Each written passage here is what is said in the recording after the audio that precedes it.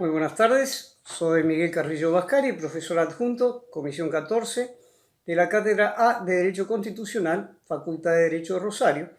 Vamos a continuar con el desarrollo de la temática de la Convención de Viena sobre Derecho de los Tratados. Al respecto nos vamos a detener en la normativa que regula la aplicación de los tratados. Y en ese sentido, el artículo 26 de la Convención nos dice: todo tratado en vigor obliga a las partes y debe ser cumplida por ellas de buena fe. Esto es el principio de buena fe, llamado también pacta sunt servanda, que dice que los tratados, las normas, se hacen para ser cumplidas y no para obstar la ejecución de las obligaciones que se derivan de ellas.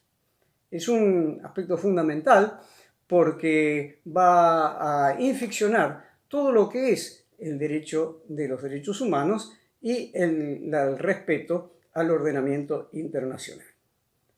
Se complementa este pacta sunt servanda con lo normado en el artículo 27 de la Convención, que trata del derecho interno y la observancia de los tratados.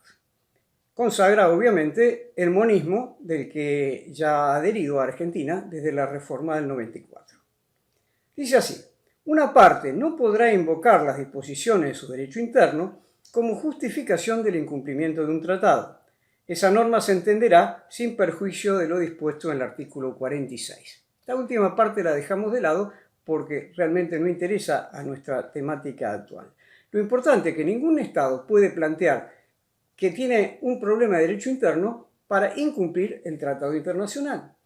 Y al respecto, yo suelo dar un ejemplo muy sencillo, pero al mismo tiempo muy ilustrativo, de cómo opera esto.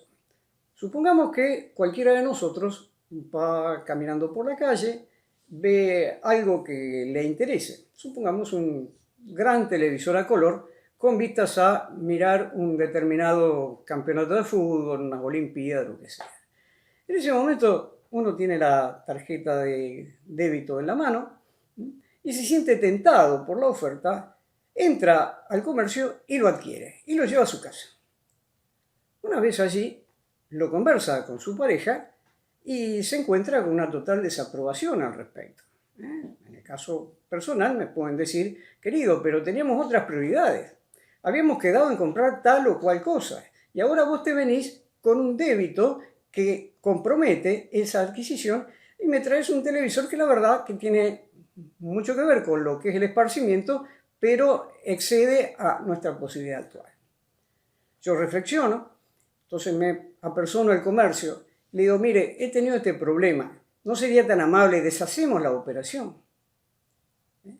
¿Qué es lo que me va a decir el vendedor, el comerciante? Mire, señor, yo lo lamento, usted tiene un problema interno, tendría que haberlo pensado antes o piense ahora cómo resolverlo, pero la venta está hecha y yo le vendí, usted me lo pagó y acá todos amigos, pero no podemos revisar esa adquisición.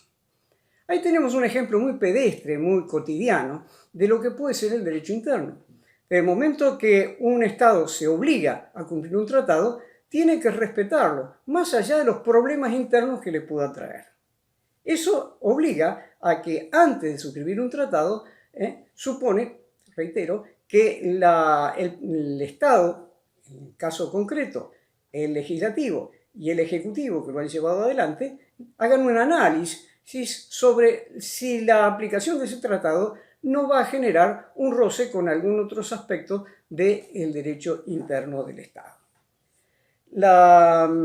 Interesa también puntualizar que la Convención de Viena, en sus artículos 31 y 32, nos establece diversos medios para interpretar los tratados. En este sentido, la Constitución no lo tiene, pero el Pacto de San José de Costa Rica es suficientemente claro. Yo les pido a ustedes que lo lean, para no alargar esta clase innecesariamente, lo lean en su casa, y verán allí que entre las principales pautas que se define es la interpretación de acuerdo a la buena fe, es decir, pensando que el tratado va a tener cumplimiento y no tratando de buscar alguna objeción para lo mismo. En este sentido, la terminología debe utilizarse dentro de lo que es el contexto teniendo cotidiano. Y en la interpretación hay que tener en cuenta un punto fundamental, un aspecto fundamental. ¿Cuál es su objeto y fin del tratado? Si el tratado tiene por fin proteger a los discapacitados, a las personas con discapacidad, eso no permite que uno trate de detraer las obligaciones del Estado con alguna reglamentación interna. Es lo que se llama la interpretación teleológica, es decir, la interpretación en base al fin y al objetivo del tratado como principal pauta, que se complementa obviamente con la buena fe. También tiene que tener en cuenta para la interpretación, el intérprete, que hay que tener en consideración especial en la llamada teoría de los actos propios. La teoría de los actos propios nos dice básicamente que una aplicación de un tratado, en el caso concreto, tiene que tener en cuenta la práctica del Estado y de la comunidad internacional al respecto, en el sentido de que no puede modificarse esa práctica concreta para perjudicar el plexo de derechos que se detraen de él. En cuanto a los métodos de interpretación complementaria, vamos a tener el gramatical, el de razonabilidad y algunas otras técnicas complementarias. Vamos a hacer ahora un ejercicio de aplicación respecto de lo que nos ocupa. Ordenando un poco la papelería para ser coherente con el desarrollo. Tomamos entonces las siguientes pautas. Cuando un abogado es interrogado por su cliente respecto de cuál es el derecho a aplicar en el caso concreto, allí tenemos que tener en cuenta el principio de supremacía, o sea, cuál es la norma más importante a tener en cuenta.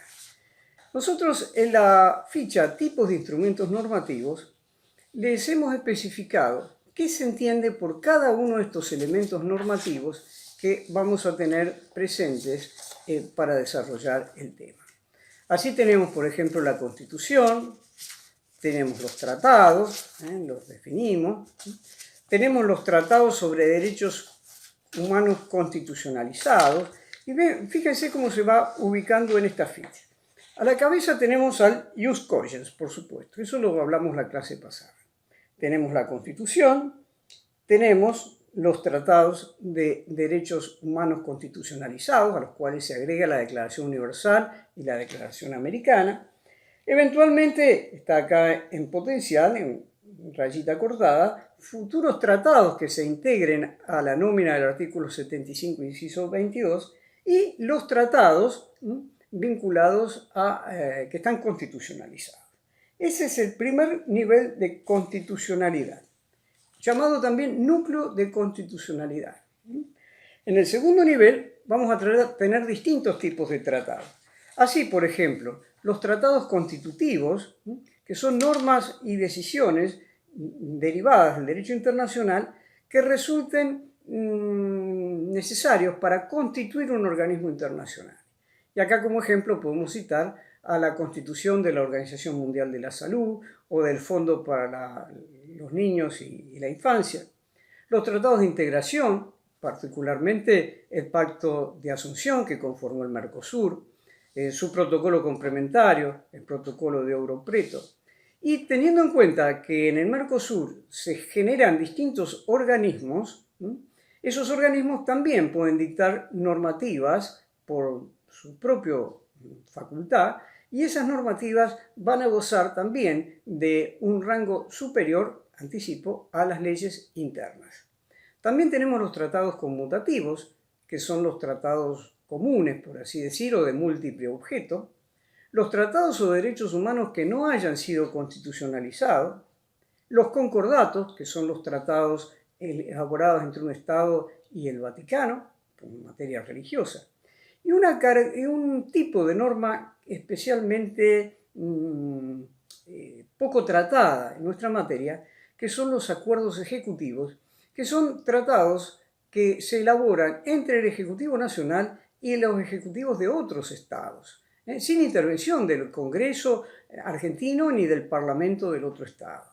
Estos acuerdos, que en su primer momento eran de menor importancia, se han desarrollado extraordinariamente porque tienen un accionar, tienen una potencia normativa en aspectos sumamente significativos de la realidad de un país. Por ejemplo, la mayor parte de las cuestiones vinculadas a la deuda externa se manejan por acuerdos ejecutivos. Lo que tenga que ver con la defensa nacional, por el acuerdo ejecutivo. Los intercambios de servicios que a veces se realizan, por ejemplo, una donación de un cargamento de material sanitario, ahora que estamos en época de pandemia, eso también va por acuerdo ejecutivo. En un tercer nivel de normatividad vamos a tener las leyes, los decretos leyes dictados por gobiernos de facto ya hace mucho tiempo, pero algunos de los cuales siguen manteniendo su vigor, y los decretos de necesidad y urgencia, que son en cierta forma la vedette normativa desde la reforma constitucional. En un cuarto nivel vamos a tener los decretos reglamentarios y más abajo actos ya más particulares, las resoluciones de cada uno de los ministerios u organismos dependientes.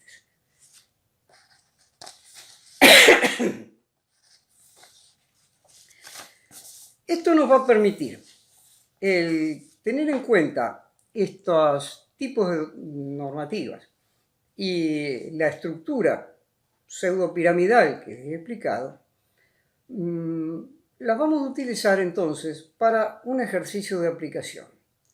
Yo les voy a dar una serie de normas para que ustedes las ordenen por su jerarquía normativa. Yo se las doy desordenadas. Ustedes, teniendo en cuenta los apuntes y lo que hemos explicado, me van a tener que responder cómo los ordenarían. Al respecto, no hace falta que me lo remitan. Basta con que ustedes hagan una autoevaluación para verificar hasta qué punto han entendido la cosa. Además, les aconsejo que esto lo hagan de a dos, o eventualmente uno propone las diversas normas, el otro las ordena y después invierten los roles para enriquecer su personal referencia. Veamos entonces con el pacto de asunción. Ustedes tienen que caracterizarlos según los tipos de normas que hemos visto y después ubicarlo en una grilla. La grilla va a tener distintos renglones. El primero va a corresponder al máximo nivel de normatividad, donde vamos a tener allí la Constitución, los instrumentos internacionales de derechos humanos constitucionalizados, siempre con sus reservas y sus declaraciones accesorias. En el segundo nivel vamos a tener los tratados en general. En el tercero, las leyes y decreto de necesidad de urgencia, decreto leyes. En el cuarto nivel, lo que hace a los decretos reglamentarios. En el quinto, las resoluciones. En base a estos 5 niveles de normatividad, vamos a ver en qué lugar colocamos al Pacto de Asunción. ¿Estamos? Otra norma que vamos a tratar, el Código Civil. Código Civil. Ahí nos tenemos que preguntar a qué nivel corresponde y después ubicarlo. Podemos ver otra normativa, la Ley de Defensa Nacional. A ver dónde la colocamos. Un acuerdo ejecutivo entre China y Argentina por el cual se prevén insumos sanitarios para la emergencia de salud que en este momento existe. Podemos hablar un convenio de la Organización Internacional del Trabajo que regula determinadas condiciones laborales. Podemos tomar como referencia, dijimos, la Convención sobre los derechos de las personas con discapacidad. Podemos tomar como ejemplo también no sé, el artículo 31 de la Constitución Nacional, veamos con el acuerdo de límites con Chile, que reguló las fronteras entre nuestros estados.